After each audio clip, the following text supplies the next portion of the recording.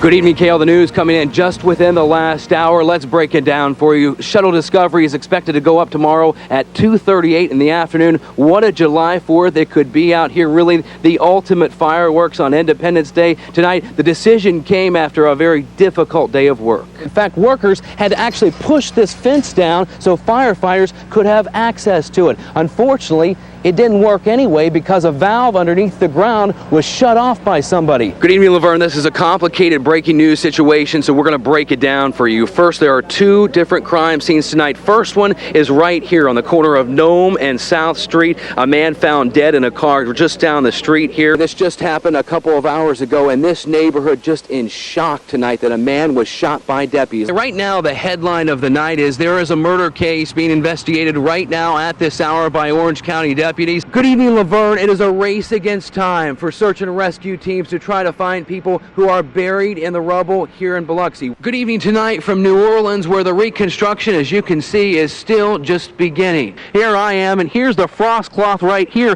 over the plants. A trick or a treat? We did the math. This is a scene of breaking news right now, a brush fire. Good evening, Kale. You can literally see the glow in the sky tonight here in Brevard County. You can probably see it over my right shoulder. The fire is still burning at this hour. About 200 acres have already burned in this direction. We can't see it tonight, and firefighters, frankly, are having a hard time getting to it. Good evening, Keith. I just got off the phone with deputies just a few moments ago. They tell me a killer is still on the loose tonight, so everybody needs to watch out. We're here in Lake Mary. This is the victim store right here. It's a business called Kinetics where people actually play video games. A gruesome murder ended up closing the doors here for people trying to make a difference. One by one, they walked up to hear the horrible news of what happened to a lady who gave so much. I have no words. Can you believe that? What? Oh my God. They were coming for a video game tournament here at Kinetics. Tracy Benowit was the store's owner, graciously decided to give tonight's proceeds to charity. She wanted to help New Hope for Kids, an organization that grants wishes for terminally ill kids. Every time I've ever worked with her, she's been excited about this tournament, and she's been excited about the prospect of helping a charity.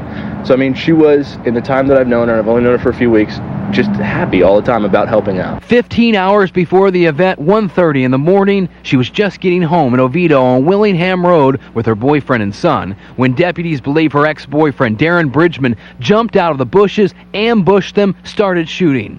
Benowit, a woman so willing to help children later in the evening, killed before she could make it there. Just a horrible situation knowing that this child witnessed this gruesome attack. The victim's son was not harmed, but Benowit's current boyfriend, Adam Strickland, was shot, a non-life-threatening wound. Back at the store, the charity event canceled. Nobody wanted to play games. I figured, come here and we're going to have a great tournament. We're going to help out and do everything we can. And something like this to happen is something that you would never even dream of happening. Now tonight, a focus on the woman's killer to get justice. Also to remember her, a simple piece of paper taped to the store's door, a prayer in loving memory of Tracy, who will forever stay in our hearts. She is an extremely nice woman. For something like this to happen, it is extreme. It's upsetting. It's upsetting. Upsetting. Now you can see the flowers there by Kinetics, obviously put down by some of the folks who were organizing the charity event. Those same folks say they're now scrambling to try to find some help to be able to raise some cash. Deputies tell us they've searched homes in Seminole County and in Orange County trying to find this suspect. Kale, Shelley, parents across Florida are logging onto the internet to find convicted sex offenders. Some perhaps have already found an offender living in their neighborhood. Sex offenders like Donald Tafflinger. The wedding picture tells a happy story. Donald Tafflinger and Alice Harris married for 6 years. We're God-fearing people. We're godly-believing people. But here's another less flattering picture of Tafflinger, one you can find on the internet on Florida's sex offender registry. Convicted of raping a 13-year-old girl, Tafflinger spent more than a decade in prison. But it's where Tafflinger is spending his time now that may have some worried. We found him living here at the Marywood Apartments in Altamont Springs. Just 365 feet away from Annunciation Catholic Church. one of the largest Catholic daycares in Central Florida. You've admitted to me that you are a sex offender. Do you think you should be allowed to live near school? I'm a God-fearing man. I think they should leave me alone. My husband would never touch a child. But parents like Wade Whippo, whose 12-year-old daughter goes to school here, aren't buying it. Because you don't know when he's going to have his urges and create a problem for someone. So school administrators took action, putting out a flyer notifying the community Tafflinger was living right next door. The church also tightened security. Now Tafflinger is feeling the pressure. I have to move out. I don't see why, but, you know, they said because of a crime that happened almost 20 years ago. And since he's not on probation, Tafflinger says he should be allowed to live anywhere he wants. To take care of my wife, take care of myself, not doing no drugs, not selling no drugs. But you raped a 13-year-old girl. Yes, sir. I was found guilty of that. I was 21 years old. Donald Tafflinger is right about one thing. Under Florida law, he can live wherever he wants, including right next door to your child's daycare, as long as he notifies the state. Turns out, after our interview, Tafflinger buckled under pressure and moved out. Tomorrow, we're talking to local legislators to find out what they're going to do about it. She closed her eyes and held on for dear life. I cannot imagine or describe any other force that would even come close to that. A 30-foot storm surge about to slam into her home. Out the window, she could see 5 of her neighbors struggling next door in an apartment building. And at some point we went into shock because we didn't even think about them being over there. Your adrenaline is just pumping. You're like, okay, I'm going to die, but I'm going to live. So which is it? Ida Punzo lived in a 130-year-old beachside mansion, most of it swept away into the Gulf. Ida has little more now than snapshots in her mind. Her home, the Mardi Gras parties, the life she knew, all distant memories now.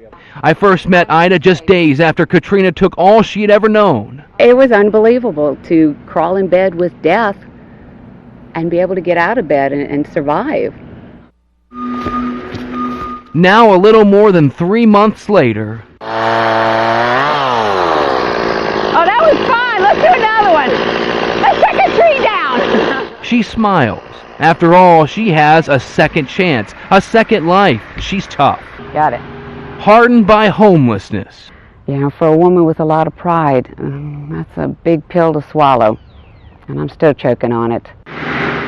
Now working for a tree service to try to replace everything. And I have to come out here. I have to get physical.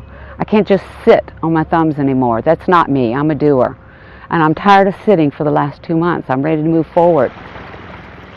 But when the workday ends, it all comes back again. It's the sign on top of what was left of the apartment complex next door that does it to her. She couldn't do anything to save them, she knows. 5 lives washed away into the Gulf. That's a burden she carries, knowing she watched all of them die. So for 2 months I've been numb, trying to feel something. And now I'm beginning to feel the panic I should have felt 2 months ago. My menopause is kicking in really bad. You're not bad. I'm 49, Doug. In a few months, I'm going to be 50. She dreams of all things getting a facelift, though Punzo says she'd settle for a roof over her head, and she dreams of seeing Biloxi blossom again someday. I will heal. It didn't kill me. It's going to make me stronger. I refuse to die. I refuse to stay down, and I'm just going to come out bigger and stronger. Lake Okeechobee